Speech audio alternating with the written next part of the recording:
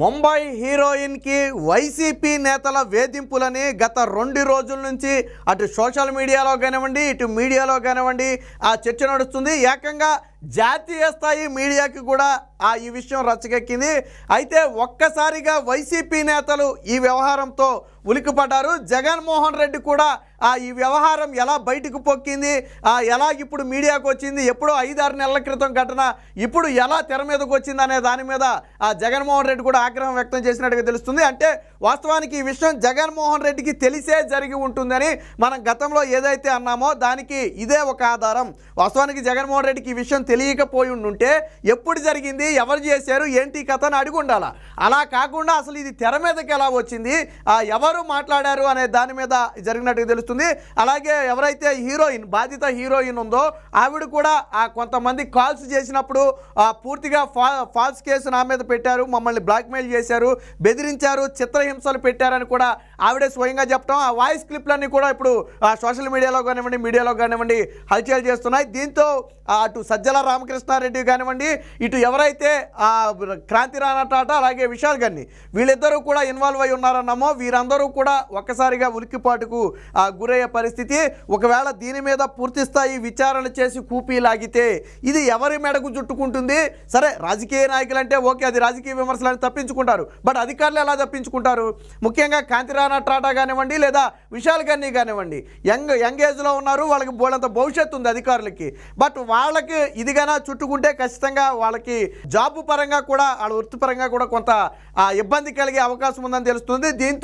దీన్ని ఇక్కడతో సద్దు మణించడం కోసం కొంతమంది పెద్దలను కూడా ఆశ్రయిస్తున్నట్టు తెలుస్తుంది. బట్ విషయం ఆల్రెడీ ఇప్పటికే హోంమంత్రి అనిత గారి దృష్టికి చేరిన నేపథ్యంలో దీని మీద ఖచ్చితంగా విచారణ చేసి దీని వెనక శాఖాపరమైన అధికారులు ఎవరైనా ఉంటే ఖచ్చితంగా వాళ్ళ మీద చర్యలు తీసుకుంటామని చెప్పి ఇప్పటికే అనిత చెప్పిన నేపథ్యంలో దీన్ని హోల్డ్ చేయడానికి ఈ కథ మొత్తాన్ని కూడా మాయ చేయడానికి అయితే రాయబారాలు నడుపుతున్నట్టు తెలుస్తుంది. ఇదే సమయంలో ఈ బాధిత కుటుంబాన్ని మరొకసారి సంప్రదించి ఆ వ్యాఖ్యలు వెనక్కి తీసుకుని దీనికి మాకు ఎటువంటి సంబంధం లేదు అని ఒక రాజీకి వచ్చి దీన్ని క్లోజ్ చేసే ప్రయత్నం చేయడానికి హీరోయిన్ కుటుంబంతో కూడా కొంతమంది సంప్రదింపులు జరుపుతున్నట్టుగైతే తెలుస్తుంది. అంటే వైసీపీలో ఒక్కపోత మొదలయ్యింది అంటే వ్యవహారం నిజమే.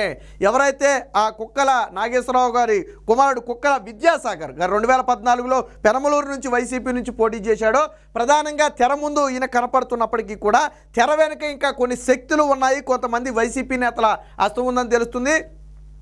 ఇదే సమయంలో ఆల్రెడీ మనం గతంలో కూడా చెప్పుకున్నాం, దాదాపుగా 5 కోట్ల వరకు కూడా డీల్ కుదిర్చే ప్రయత్నం చేశారు.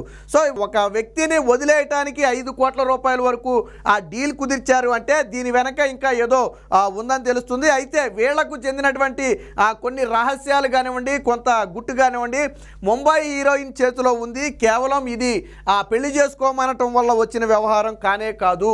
ఎందుకంటే అది చిన్న విషయం, వాళ్ళు దాని నుంచి ఎలాగైనా తప్పించుకోగలరు.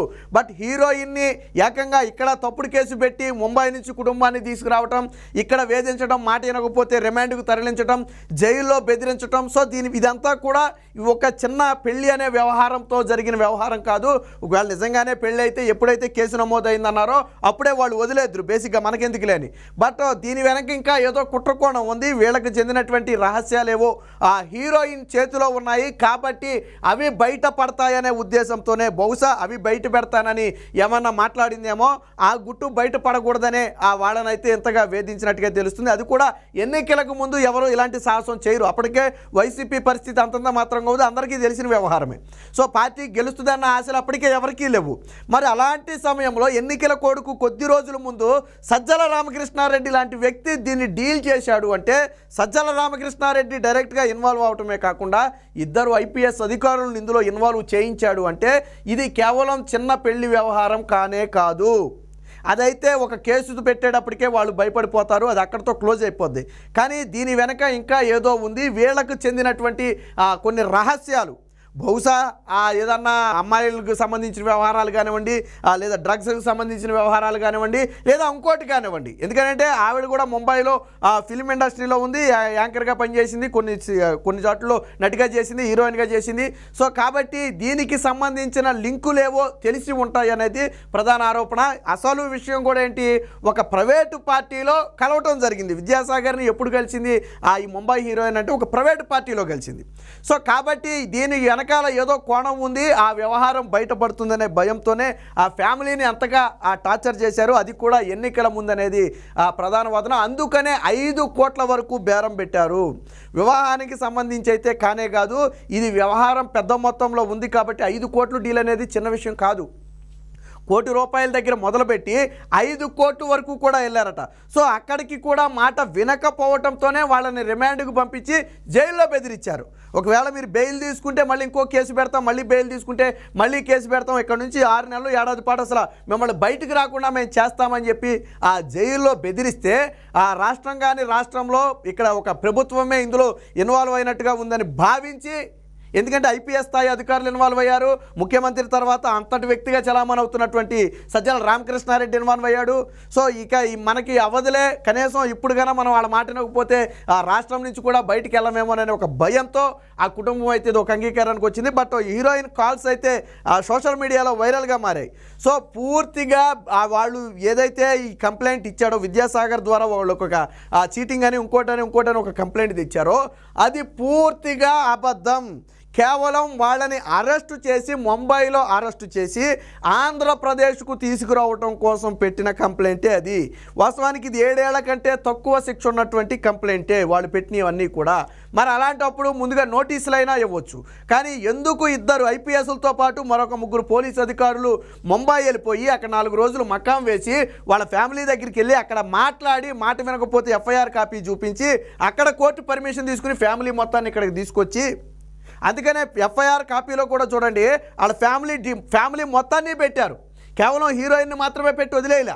హీరోయిన్ మాత్రం పెట్టి వదిలేస్తే ఆ ఫ్యామిలీ అక్కడే లీగల్గా ఫైట్ చేసి ఏదో చేద్దరు. అందుకని ఎంటైర్ ఫ్యామిలీని అందులో ఇరికిచ్చేసి మొత్తాన్ని తీసుకొచ్చేశారు. సో అంటే అక్కడ ఏమీ చేయడానికి లేకుండా, హోప్స్ లేకుండా చేసేశారు. సో ఇది మామూలు విషయం కాదు. దీని వెనక భారీ కుట్ర ఉంది. 5 కోట్ల రూపాయల డీల్ అనేది చిన్న వ్యవహారం కాదు. స్వయంగా సజ్జల రామకృష్ణారెడ్డి ఈ డీల్ని దగ్గరుండి చేయించమని ఐపీఎస్ ఆఫీసర్లకి అప్పగించడం, ఒక పోలీసులు అయి ఉండి స్వయంగా వాళ్లే డీల్ చేయడం, ఈ అమౌంట్ మొత్తం డీల్ చేసింది కూడా ఈ క్రాంతిరాణ టాటా, విశాల్ గాని ఇతర పోలీసు అధికారులు వీళ్ళే కూర్చోబెట్టి ఈ మొత్తాన్ని కూడా డీల్కి మాట్లాడినట్టుగా తెలుస్తుంది.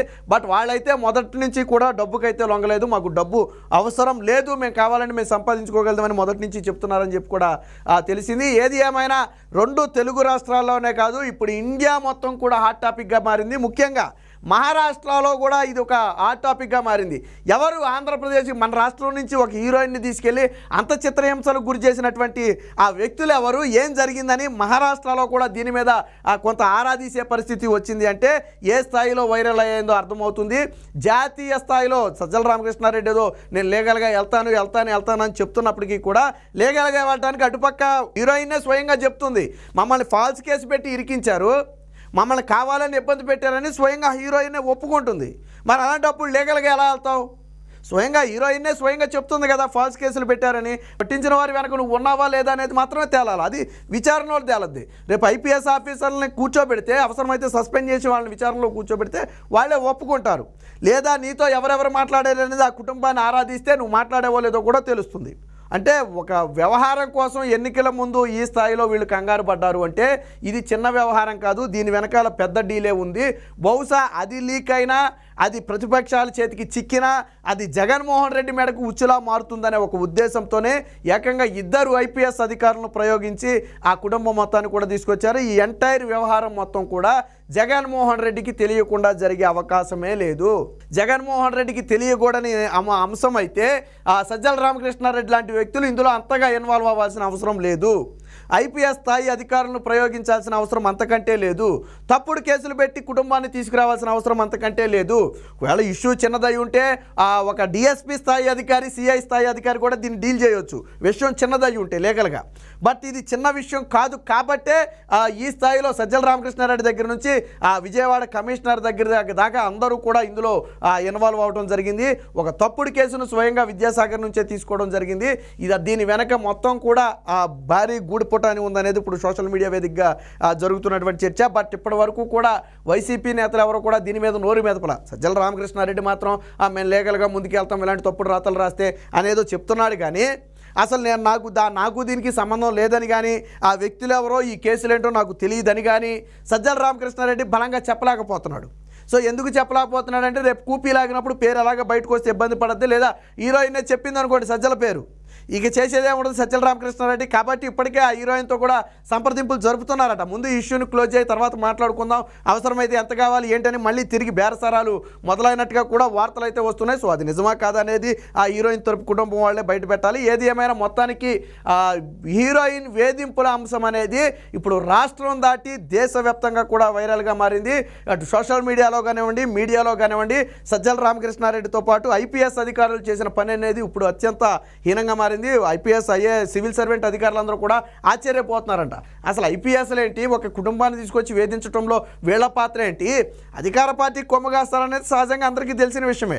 బట్ ఇలాంటి వ్యవహారాల్లో వీళ్ళు ఎందుకు ఇన్వాల్వ్ అయ్యారు, ఇప్పుడు వీళ్ళ పరువంతా పోయింది, దానివల్ల పోలీస్ శాఖకే మచ్చొస్తుందని చెప్పి ఐపీఎస్ అధికారులందరూ కూడా గుసగుసలాడుకునే పరిస్థితి. సో ఏది ఏమైనా మొత్తంగా ముంబై హీరోయిన్ ఘటన వెనక సజ్జల రామకృష్ణారెడ్డితో పాటు ఐపీఎస్ అధికారుల పాత్ర ఉందనేది ఇప్పుడు రాష్ట్రంలోనే కాదు దేశం మొత్తం కూడా కూడైగూస్తుంది.